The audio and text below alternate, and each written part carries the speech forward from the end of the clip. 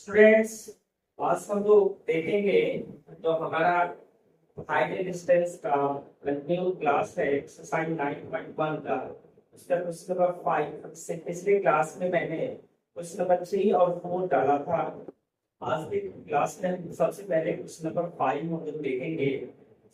और ये height distance के ऐसे क्वेश्चन होते हैं जिसको हम लोग को वो होते हैं काफी छोटे, काफी आसान होते हैं। केवल उसमें है क्या, आपको क्वेश्चंस को अच्छी तरह समझना पड़ेगा और उस क्वेश्चंस का एक स्केच हम लोग अपने ब्रेन में बनाएंगे। वो कैसा होगा उसको इमेजिन करके तब उसका स्केच हम लोग तैयार करते हैं, बनाते हैं।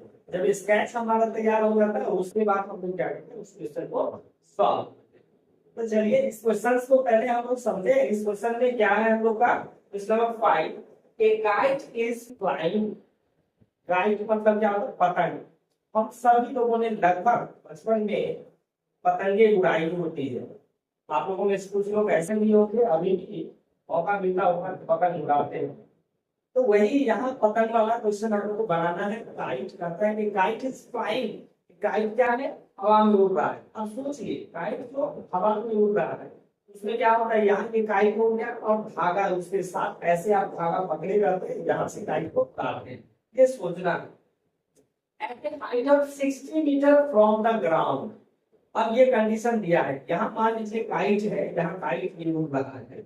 अब ये काइट जो है ग्राउंड से कितना हाइट पर हाइट कर रहा है, ये हाइट दिया हुआ उसका 60 मीटर के हाइट।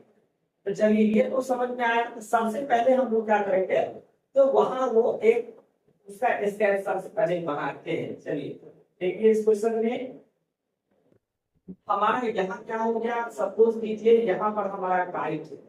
चलिए काइट का इमेज ये बना देते हैं। चलो ये हमारा क्या हो गया, काइट हो गया। यहाँ ये काइट है और ये ग्राउंड से कितना हाइट पर, 60 मीटर के हाइट, 60 मीटर ये हाइट पर हमारा काइट जो है वो हो रहा है। ये हाइट दिया हुआ, ये धागा नहीं है, ये याद रखना। जो स्ट्रेट हम लोग कहते हैं, धागा जो उसके साथ जुड़ा होता है से हमको कंट्रोल करने वो नहीं।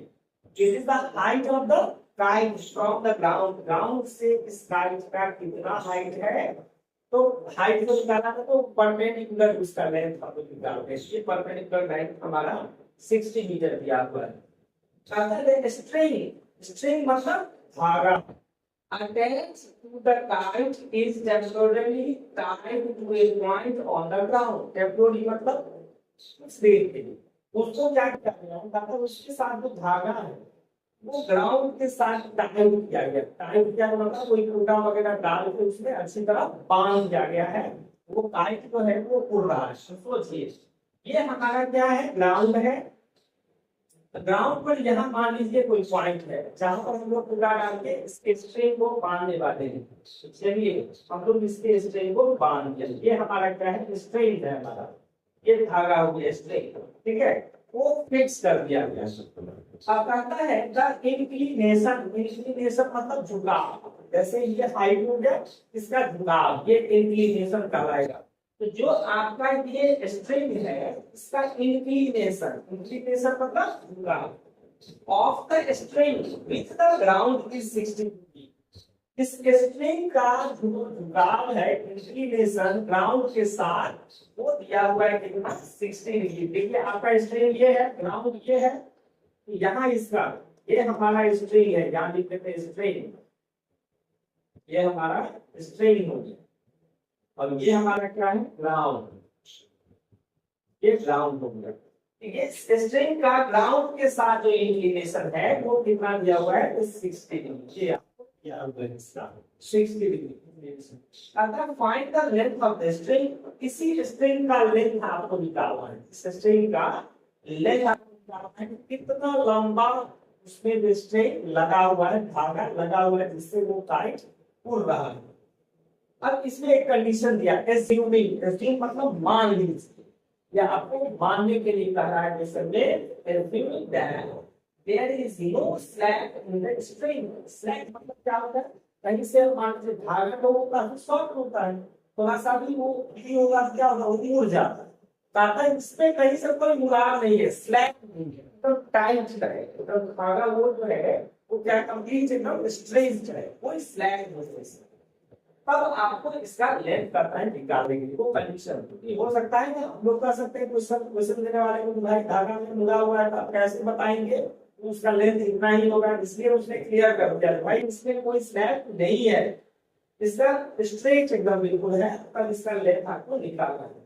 चलिए इस ट्रायंगल को हम लोग मान लेते हैं ए बी सी मान लेते हैं। ए पॉइंट पर हमारा क्या है गाइड, बी पॉइंट जहां पर वो उसका वर्टिकल हाइट हमने लिया है, सी पॉइंट क्या है जहां पर उस धागे को टाइप किया गया है, और ये ए सी हमारा क्या है स्ट्रेट है, तो स्ट्रेट लेकिन इस ट्रायंगल के लिए क्या है हाइपोटेनस, मतलब ये ट्रायंगल एबीसी हमने बनाया है, इसका आपको क्या निकालना है हाइपोटेनस का वैल्यू निकालना है। और ये बीसी हमारा क्या है ग्राउंड, ग्राउंड इसमें ग्राउंड से कोई रिलेशन लेना है हम लोग को, ये हाइट का रिलेशन लेना है और ये हाइपोटेनस का, मतलब ये परपेंडिकुलर डिस्टेंस और ये स्ट्रिंग का लेंथ, मतलब बी और एच परपेंडिकुलर और हाइपोटेनस, तो पी और एच। अब ये क्लियर हो गया कि हम लोग को पी और एच वाला रिलेशन लेना है। वो रिलेशन हमारा क्या होता है साइन का रिलेशन होता है और कॉसिक का रिलेशन होता है, दोनों में से कोई भी रिलेशन हम लोग यूज कर सकते हैं। अब हम लोग यहाँ क्या करते हैं, तो चलिए हम लोग यहाँ कॉसेक का रिलेशन यूज करते हैं, वैसे हम आपको दिखाते हैं तो दोनों रिलेशन से आप इस रिलेशन को बना सकते हैं। चलिए पहले हम लोग क्या करते हैं साइन से ही बनाते हैं, उसमें कॉसेक वाला भी आपको दिखाने के लिए आपको दिखाएंगे कि कैसे दोनों का आंसर सेम ही आएगा। चलिए हम लोग पहले साइन वाला रिलेशन हम लेते हैं, इसी तरह लिखेंगे एक ट्रायंगल इसमें ए बी सी, इसमें साइन थीटा, थीटा आपका कितना है 60 डिग्री, ये फॉर्मूला होता है p बाय h, परपेंडिकुलर इसका क्या है ए बी, हाइपोटेनस क्या है ए सी, ठीक है। अब इसका साइन 60 का वैल्यू कितना होता है √3/2, ये साइन 60 हो गया, और ए बी कितना है हमारा 60, और ए सी आपको नहीं मालूम है, ए सी हमने लिख दिया, इस अप्रॉक्स मल्टीप्लाई कीजिए, ये कितना हो जाएगा √3 * AC = 60 to the 120, 120। अब AC इक्वल टू क्या हो जाएगा, AC इक्वल टू हो जाएगा 120/3, हमने क्या किया दूसरी से ऊपर और दूसरी से नीचे मल्टीप्लाई कर दिया, ठीक है। अब यहाँ लिखे तो that implies AC equals to क्या हो जाएगा, तो AC इक्वल टू हो गया ऊपर 120/3 और नीचे जैसा आप करते हैं दूसरे के से क्या हो जाएगा 3, अब 3 को काटिए 3 4 12, कितना आ गया हमारा 40√3 metre, that is the length of the string, string का लेंथ कितना आ गया 40√3। एक चीज आप ये हमेशा ध्यान में रखेंगे जब भी इसके क्वेश्चंस को आप बनाएंगे, अब किसी क्वेश्चन में आपको दे देता है तो भाई √3 का क्वेश्चन को हम लोग को याद रखना चाहिए, √3 का √2 का वैल्यू, √3 का वैल्यू कितना होगा 1.732 और √2 का 1.414, ये दोनों वैल्यूज हम आपको हमेशा यूज होते रहेंगे, उसको याद रखेंगे। लेकिन क्वेश्चंस में नहीं यूज करेंगे, क्वेश्चंस में कब यूज करेंगे जब क्वेश्चन में कहेगा अब इसका वैल्यू इतना लीजिए तभी यूज कीजिए। आपको अननेसेसरी आपको कैलकुलेशंस नहीं बढ़ाने हैं, उसके चक्कर में नहीं पड़ना है, जितना ज्यादा कैलकुलेशंस आप करेंगे उतना ज्यादा क्वेश्चन आपका गलत होने का संभावना रहेगी, इसलिए कैलकुलेशंस कम करने हैं, तो हमने यहीं पर जोड़ दिया 40√3 मीटर। अब इसका दूसरा भी हम लोग कॉसेक से भी हम एक बार चेक करते हैं, जो आप ये सोच रहे हैं कि सर आप करते हैं साइन कॉसेक से, लेकिन कभी हमेशा साइन से ही बना देते हैं, कॉसेक से आप बनाते नहीं।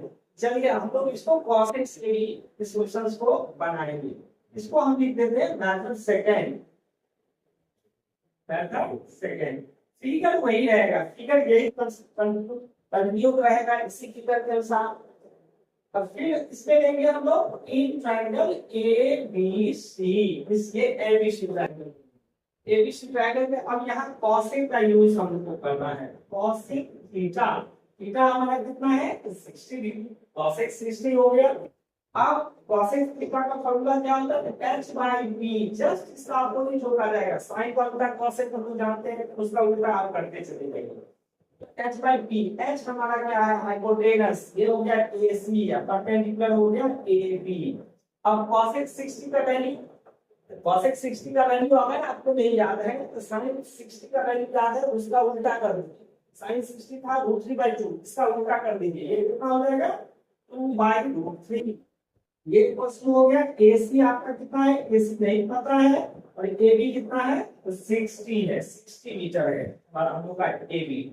अब इसको क्रॉस मल्टीप्लाई कर देते हैं, देखिए ये हमारा कितना हो जाएगा, ये हो जाएगा √3 into AC equals to 60 to the 120, 120।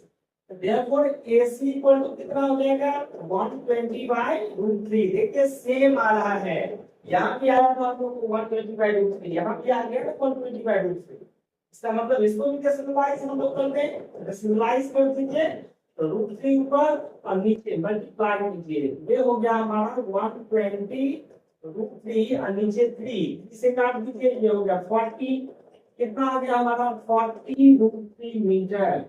हमने क्या कहा था, दोनों कंडीशन में आपका आंसर आप साइन का भी यूज करेंगे फिर भी क्वेश्चन बनेगा, कॉसेक का भी यूज करेंगे फिर भी क्वेश्चन बनेगा।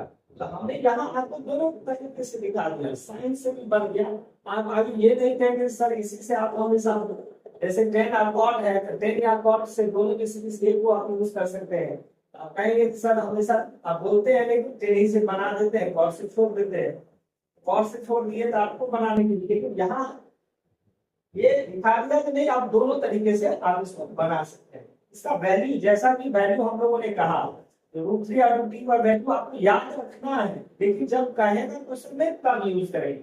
जैसे मैं फिर से इसका वैल्यू लिख देता हूँ, आप नोट कर लेंगे। √3 का वैल्यू हमारा हो जाता है 1.732 और √2 का वैल्यू हो जाता है 1.414। इसको याद रखेंगे, इसलिए आपको इसका एप्लीकेशन होगा। कहीं पर क्या होता है आपको हो सकता है क्वेश्चन में नहीं देगा, कहेगा नहीं फाइंड इट्स वैल्यू आपको 3 प्लेसेस ऑफ डेसिमल, मतलब दशमलव के 3 स्थानों तक इसका मान निकालिए। लेकिन संजोग है आपको वैल्यू दिया है, उस कंडीशन में आपको इसका वैल्यू ध्यान रखने की जरूरत है।